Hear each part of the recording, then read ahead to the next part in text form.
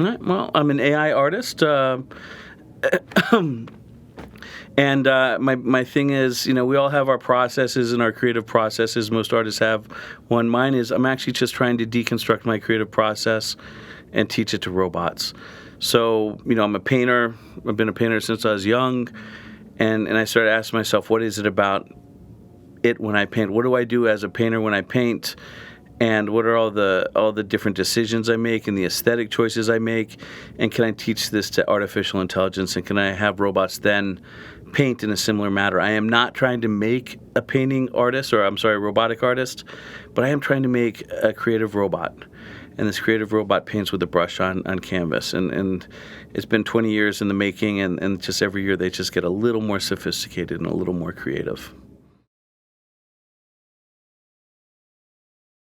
My first robotics project my first robotic project was the DARPA Grand Challenge. There was this challenge by the U.S. government to build a self-driving car and have that self-driving car drive a couple hundred miles in a race against other self-driving cars. And it was just such an exciting time. It was 2005, and we made a robot that could go 65 miles an hour, dodge things, go follow a path in the desert, and we were actually leading the race. We're in the head. We had the fastest split times, and at 82 miles, we went right into a tree, and it took our robot out of the race. So we placed out of 120 teams that showed up. We placed sixth because only 5 teams got further than 82 miles, so it was really successful in that regard, but disappointing in the fact that we ran into a tree. And I wanted to keep that going, but I did not have the money at that time to fund a self-driving car project or even, have a car. And I did not have I was not good enough to make something that probably wouldn't kill people. So I turned my attentions like, what's a simpler robotic project I could do? And I realized I had this growing family, and I was a painter, and I didn't have much time with my family as I wanted, and I didn't have as much time to paint as I wanted. So wouldn't it be cool if I had a robotic assistant that helped me paint? And that's when I made my first painting robots. And my first painting robots were really simple. They were basically printers that picked up a brush, dipped the brush into paint, and then connected dots. And then after that, I improved it so that they painted by numbers. And after that, I improved it so that they would look at it and they would work with contrasts. And just every 6 months to a year, I'd make another big improvement. And the big breakthrough is when I put a camera on it and had the robot start taking pictures of its progress. And so what it would do is it would make some marks, take a step back, take a picture, and from the picture and the progress it was making, decide on the next set of marks. And the reason this is interesting is because I realized this was exactly like my artistic creative process. As a painter, I approach a canvas. I have no idea where it's going to end, but I start by making some marks. I take a step back, see how those marks did, and then make more marks. Then based on that, I take another step back and make more marks in this thing that painter Paul Klee called creative feedback loops. Just, the fact that creativity just is the process of seeing where the painting goes. You don't know where it's going to end up, but you just go with it. And I found that to be an interesting way to approach making these painting robots.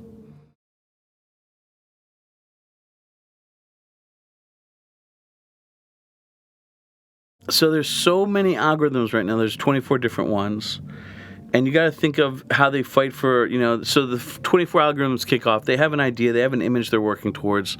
But that image is changing. Perhaps, again, is running through and morphing it into something different. But it starts painting.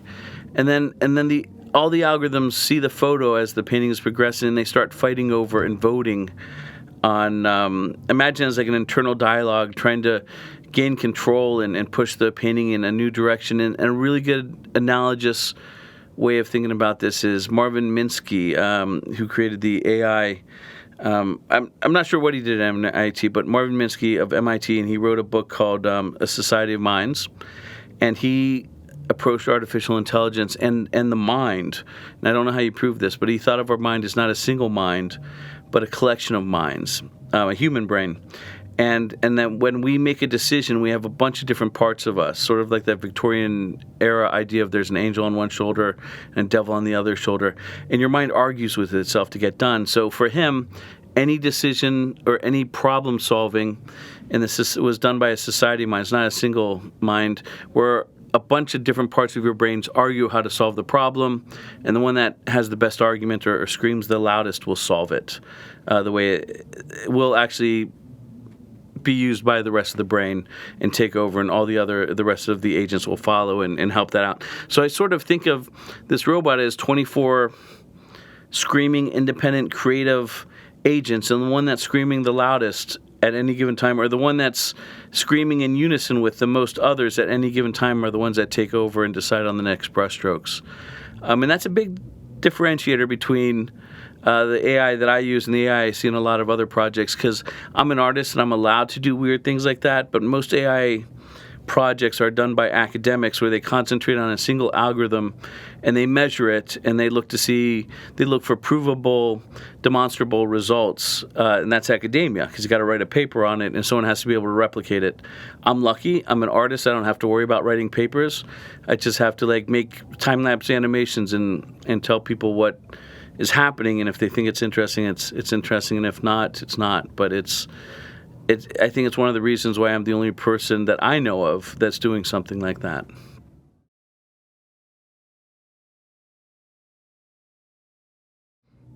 They're making me a better artist, but as I make the robots smarter, of course they're not making me smarter, because I feel like I'm getting dumber every day, but they are making me a better artist, and they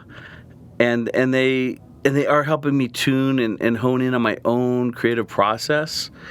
And I make so many paintings with them. I sometimes they force me to ask the questions like, I want to do this to the painting to make it look better, but why? And I have to put that into an algorithm to teach the robot. And when I put that into the algorithm, I realize the algorithm. An example of this is, over time, it took me several years, I would get these paintings that I had paintings that were blurry for a while. They looked muddled, and then I learned that after a while, like for example, it was really nice to finish a painting with a lot of black lines. And I didn't know why that was, but a painting with a lot of black lines at the end looked better. And I just realized that over time that our eyes like crisp, clean edges between things. It makes a painting look like it's in focus. And it was this process of discovery of teaching my robot to do it that I asked myself why. And in realizing that, I was able to put that into another algorithm. And now I have an algorithm that looks for high contrast and looks for areas with no contrast. And when it sees an area with no contrast, it goes and adds these high contrast lines. And it's always better. And I would never have realized that unless I was actually trying to teach a naive robot to paint, to get rid of that problem I was having.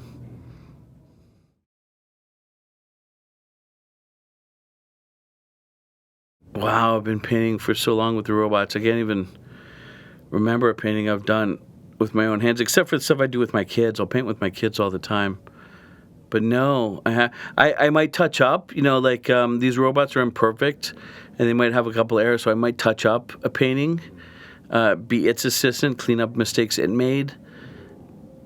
But let me try and think of the last painting I did. I don't even remember. So it's been years at least.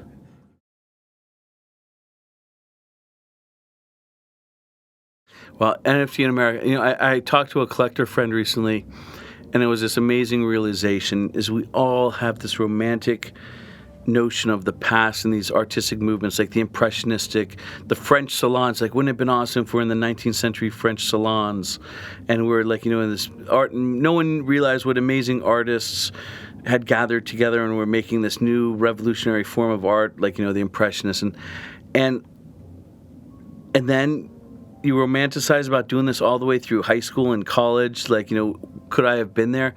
And then you get to this point and you're in this NFT world and you're at NFT in America, and you realize, oh my gosh, in 100 years from now, people are going to be like, hey, wouldn't it have been awesome to be there at those NFT in America meetings and those crypto art gatherings and conferences where everyone was fleshing out what crypto art was and this new art movement was.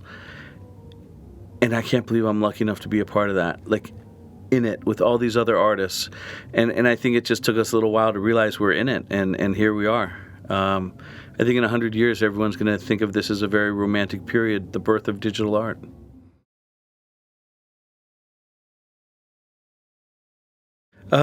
Next for me is I just keep on.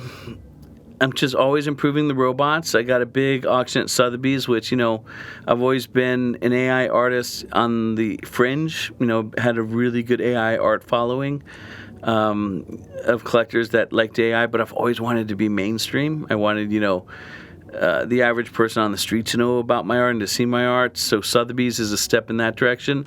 But at the same time, I don't know if I could ever leave my crypto roots, because even though I started as an AI artist, crypto art is what I became obsessed with. Like, when I'd say 5 years ago, I'd really be up to date on AI art. I know all the other AI artists, all the other AI art coming out, latest techniques, advances, and then all of a sudden crypto became more important and more interesting to me.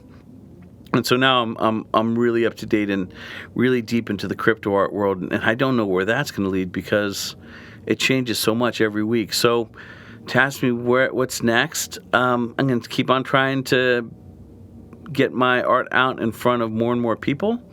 I'm not sure how. I think there's going to be a lot of collaborations with my collectors in the next coming couple months. There's going to be a couple big auctions. I hope there's going to be. I have shows around the world already. Probably the biggest year of my art career is this one. I didn't even realize it now that I think of all the shows I got coming up. I thought last year was awesome. This year's even better, so I don't know what next year holds.